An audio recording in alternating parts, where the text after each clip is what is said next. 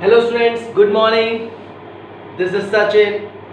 सो आज हम लेके आए हैं एक्सरसाइज 8.1 का क्वेश्चन नंबर 3 एंड 4 और 5 भी इसी में डिस्कस करेंगे।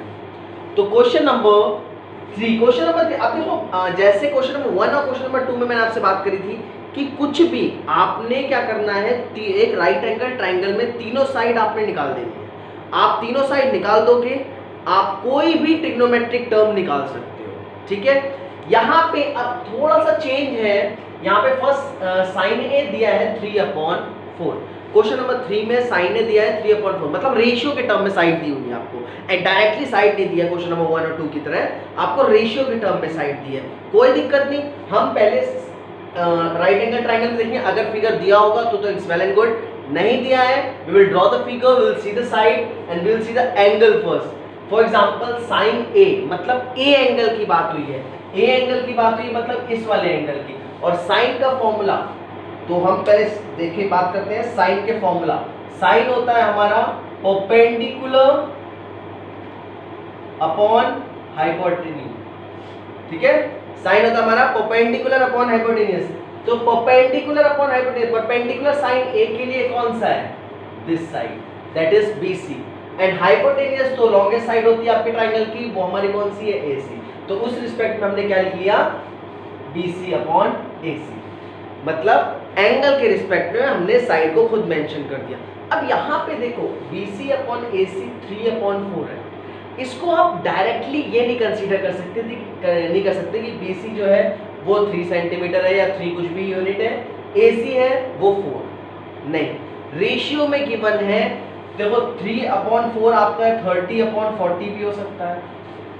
मान लो कि रेशियो ये था, कैंसिल आउट होके लोएस्ट टर्म में उसको करेंगे तो 3/4 आएगा। तो इट कैन बी एनी, तो वो एनी जो हो सकता है उसको हम कंसीडर कर लेते हैं के के टर्म में। मतलब के कोई एक पॉजिटिव इंटीजर है जो हमने ऊपर भी ले लिया और जो हमने नीचे भी ले लिया। अब कोई भी नंबर ले लो, उसमें कोई दिक्कत नहीं। ठीक है, हम डायरेक्टली एज्यूम नहीं कर सकते कि बीसी जो है वो 3 होगा और एसी जो है वो 4 होगा। बस ये जो चीज थी ये समझने वाली थी, जो क्वेश्चन नंबर 1 एंड 2 से आपको डिफरेंशिएट करती है। 1 और 2 में देखो क्या था, सीधे सीधे ट्राइंगल में आपको एक ट्राइंगल दे दिया, 2 साइड दे दी, तीसरी पाइथागोरस से निकाल के कोई भी ट्रिग्नोमेट्रिक टर्म निकाल देना था फॉर्मूला यूज करके। यहाँ पे साइड जो दी है वो रेशियो के टर्म में दी है। किसके टर्म में, रेशियो के टर्म में। इसीलिए हम एक के एज्यूम करेंगे। के एज्यूम कर लो, आपके एनसीईआरटी बुक में के एज्यूम है, आप एक्स एज्यूम कर सकते हो, कोई इसमें दिक्कत नहीं है। उसके बाद देखो आप यहाँ पे 2 साइड्स को एज्यूम कर लिया, के आपने पॉजिटिव इंटीजर मान लिया। अब using Pythagoras theorem, Pythagoras theorem को यूज करके, पाइथागोरस थ्योरम को आप यूज करके थर्ड साइड निकाल लोगे। थर्ड साइड निकालने के बाद cos a भी आ जाएगा और हमारा tan a भी आ जाएगा।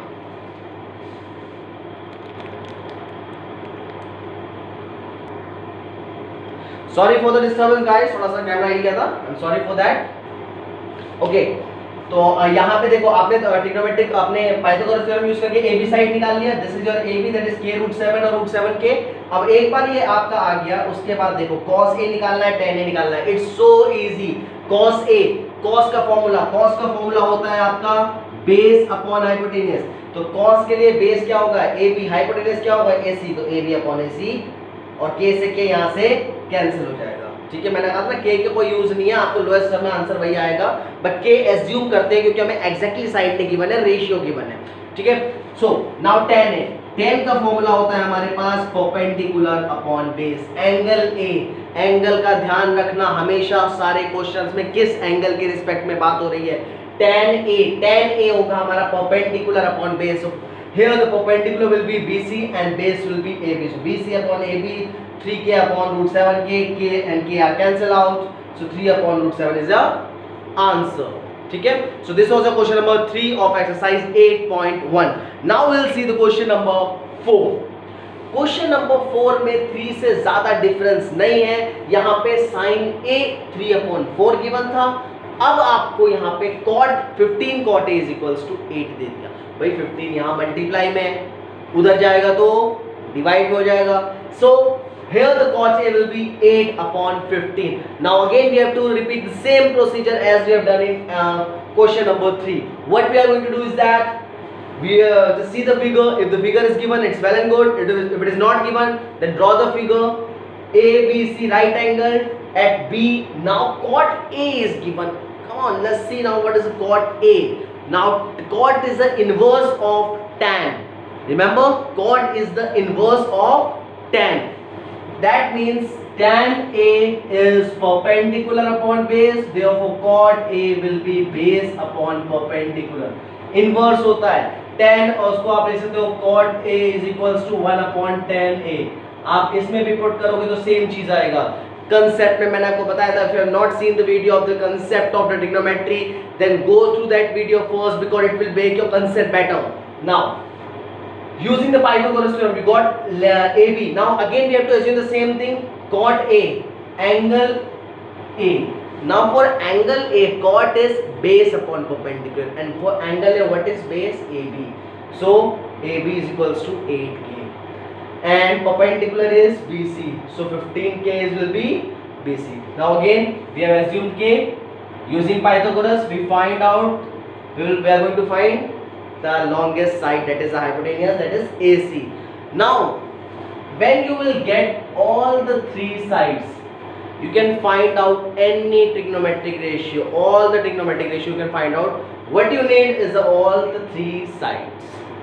क्या जरूरत होती है? तीनों साइड की जरूरत होती है. तीन साइड्स आपकी एक बार निकल गई, आप कोई भी ट्रिग्नोमेट्रिक टर्म निकाल सकते हो. Now in this case you need to find out sine A and sec A. Sine का formula perpendicular upon hypotenuse, put it here, you will get the answer. k से k cancel, again you get the answer. Sec a. Now sec is the inverse of cos. What is cos? Cos is base upon hypotenuse. So what will be sec? cos से base upon hypotenuse क्या होगा? इसका उल्टा hypotenuse upon base. तो देखो angle A के लिए hypotenuse AC है, यस AC है. बेस AB है, यस AB है. तो हाइपोटेन्यूस अपॉन बेस हमने पुट करा, k से k cancel, and you got the answer 17 upon 8. Okay guys, so now we can see the same question, question number 5 also. It is also same. We can see it in this question only, in this video only. Shall I rub this first?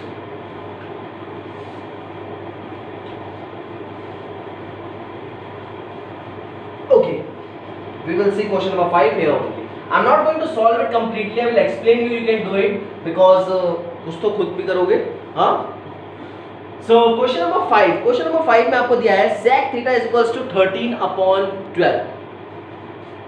Sec theta is equals to 13 upon 12.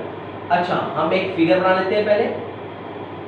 और कोई भी angle, अब देखो इसमें आपको given है sec theta is equal to 13 upon 12. आप theta assume कर सकते हो, एबीसी ट्रायंगल बनाया, थीटा आप एज्यूम कर सकते हो चाहे ये वाला चाहे ये वाला, it's your choice. Okay, so simple रहेगा. थीटा हमने ये एज्यूम कर लिया. अब sec थीटा, sec का फॉर्मूला अभी अभी पढ़ा, हाइपोटेन्यूस अपॉन बेस, यानी कि यहाँ पे हाइपोटेन्यूस क्या है? AC, बेस क्या है? AB.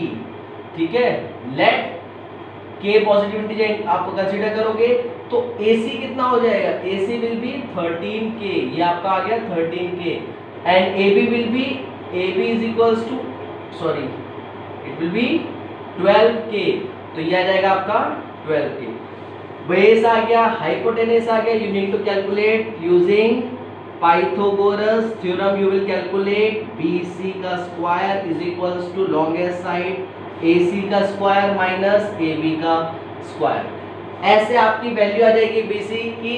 उसके बाद तीनों साइड आ गया, कोई भी ट्रिग्नोमेट्रिक टर्म. और क्वेश्चन नंबर 5 में आपको सारे ट्रिग्नोमेट्रिक टर्म निकालने हैं, सारे ट्रिग्नोमेट्रिक टर्म निकालने हैं. और आप ये जनरली भी दे सकते हो. देखो 30 30 169 होता है, 144 होता है, 169 माइनस 144 आपका 25 आएगा, 25 का स्क्वायर रूट आएगा आपका 5k, तो ये आएगा आपका 5k. अब सारे मतलब साइन से लेके साइन ए निकालोगे, फिर cos A, फिर tan A, ये तीनों निकाल लोगे. इसके बाद इनका इनवर्स लिख देना, कोसाइन, कॉसेक एंड कॉट, तीनों आपका इसी में निकल जाए.